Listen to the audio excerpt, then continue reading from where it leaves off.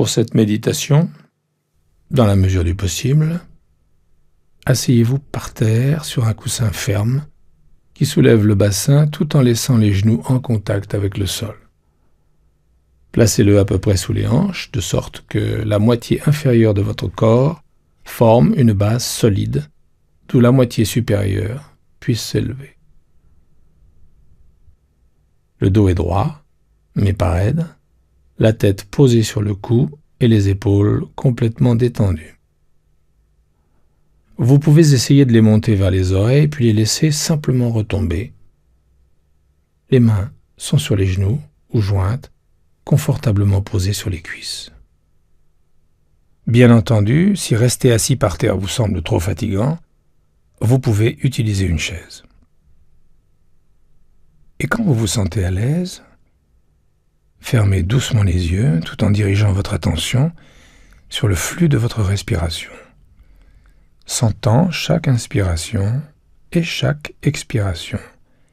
Observez simplement votre respiration sans tenter en aucune façon de la changer ni de la réguler. Maintenez le corps immobile et assis avec un sentiment de dignité, un sentiment de détermination, un sentiment de complétude, d'intégrité. À cet instant même, votre posture reflétant ce sentiment d'intégrité.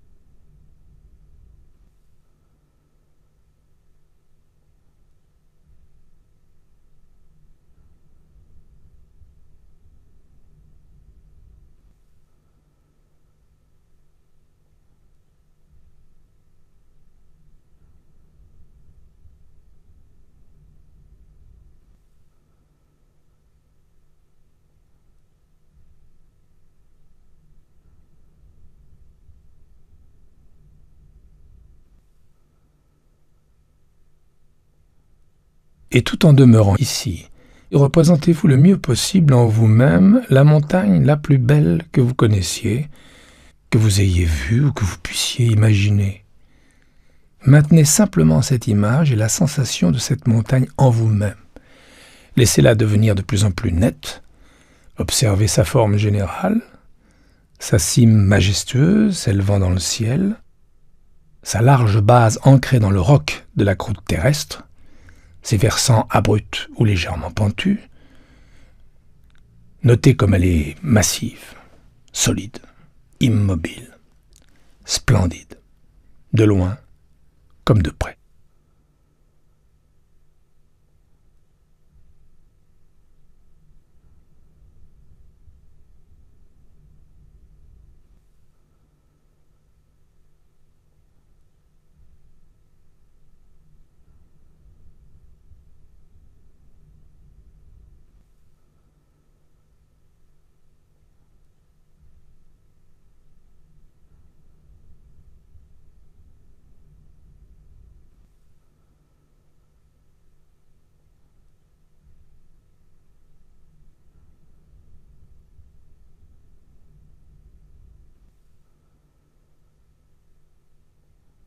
Peut-être y a-t-il de la neige au sommet et des arbres à la base.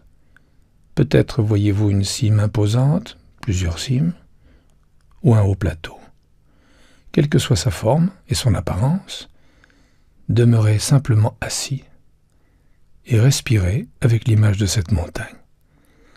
Observez-la, notez ses particularités, et quand vous vous sentez prêt, voyez si vous pouvez intégrer la montagne à votre propre corps, de sorte que votre corps assis ici et la montagne, d'une certaine façon, ne fassent qu'un. De sorte qu'assis, ici, vous partagiez la massivité, l'immobilité et la majesté de la montagne. Que vous deveniez la montagne ancrée dans la posture assise. Votre tête devient la cime majestueuse, soutenue par le reste du corps et offrant une vue panoramique. Vos épaules et vos bras les versants de la montagne, vos fesses et vos jambes, le socle solide enraciné dans le coussin ou la chaise. Vous éprouvez dans votre corps une sensation d'élévation puisée au plus profond de votre bassin et de votre colonne vertébrale.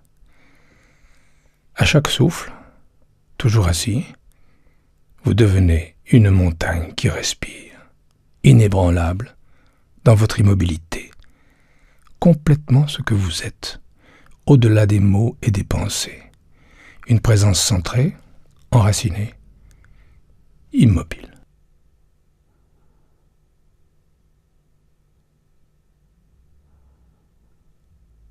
À présent, assis ici, vous êtes attentif à la course du soleil dans le ciel, qui modifie la lumière, les ombres et les couleurs, presque instant après instant, dans l'immobilité granitique de la montagne. La nuit succède au jour, et le jour à la nuit. La voûte étoilée, la lune, puis le soleil. Peu importe, la montagne reste simplement assise. Expérimente le changement en chaque instant. Change constamment, en demeurant toujours la même. Elle reste immuable malgré les saisons qui s'enchaînent et le temps qui change d'instant en instant, de jour en jour. Le calme accompagnant tout changement.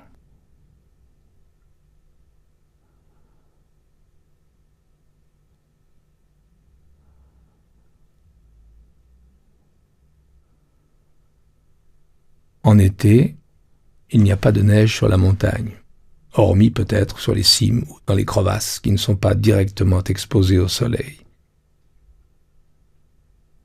En automne, la montagne peut revêtir un manteau éclatant de 1000 feux, en hiver une couverture de neige et de glace. En toute saison, elle peut se voiler de nuages ou de brouillards, ou subir l'assaut des pluies verglaçantes. Les gens peuvent venir voir la montagne et s'extasier sur sa beauté, ou regretter qu'il y ait trop de nuages, trop de pluie ou de brouillard, ou qu'il fasse trop sombre. Rien de tout cela n'affecte la montagne qui, en toutes circonstances, demeure essentiellement elle-même. Les nuages peuvent apparaître, les nuages peuvent disparaître. Les touristes peuvent l'apprécier ou non. La magnificence et la beauté de la montagne ne changent en aucune façon. Que les gens la voient ou non, qu'il fasse beau ou non. Ensoleillée ou dans les nuages, brûlante ou glacée, de jour comme de nuit, elle demeure assise, restant elle-même. Parfois, la montagne essuie de violentes tempêtes, la neige, la pluie et des vents d'une force incroyable. Qu'importe, elle est assise. Quand vient le printemps, les oiseaux se remettent à chanter, les feuilles sont de retour, les fleurs éclosent dans les prairies d'altitude, la neige fond et fait déborder les ruisseaux. Qu'importe. La montagne est toujours assise, insensible au temps, à ce qui se passe en surface, au monde des apparences.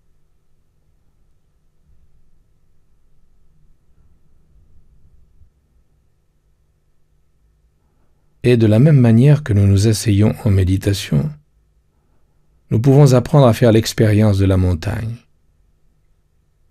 Nous pouvons incarner la même immobilité et le même enracinement inébranlable, malgré les changements de notre vie, au fil des secondes, des heures, des années. Nous expérimentons constamment la nature changeante du mental et du corps et du monde extérieur. Nous avons nos propres moments de lumière et d'obscurité, nos moments de couleur, nos moments de grisaille. Nous sommes inévitablement soumis à des tempêtes, d'intensité, de violence variable, dans le monde extérieur. dans notre mental et notre corps. Aux prises avec les vents, le froid et la pluie, nous traversons des périodes d'obscurité et de souffrance, mais également de joie et d'élévation.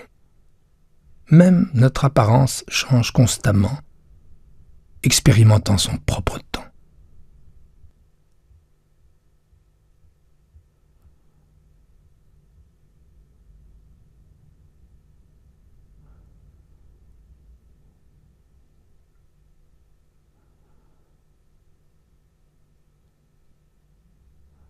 En devenant la montagne dans notre pratique méditative, nous pouvons nous connecter à sa force et à sa stabilité, et les adopter pour nous-mêmes. Nous pouvons utiliser ces énergies pour soutenir notre énergie, pour accueillir chaque moment avec pleine conscience, équanimité et clarté. Il peut être utile de voir nos pensées et nos sensations, nos préoccupations, nos tempêtes et nos crises émotionnelles comme le climat dans la montagne.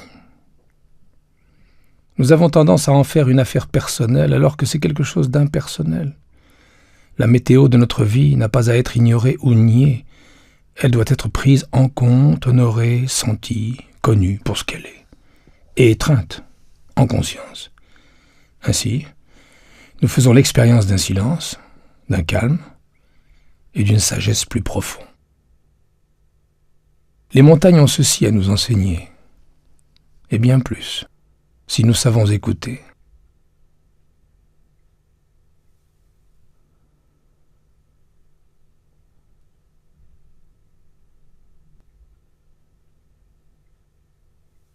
Aussi, si vous trouvez que la force et la stabilité de la montagne résonnent en vous quand vous méditez assis, il peut vous être utile de l'intégrer de temps à autre dans votre pratique pour vous rappeler ce que signifie être assis, en pleine conscience, avec détermination et éveil, dans une véritable immobilité.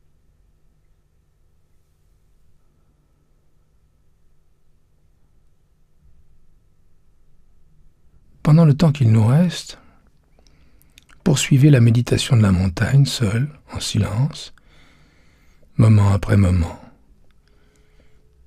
jusqu'à ce que vous entendiez le tintement des clochettes.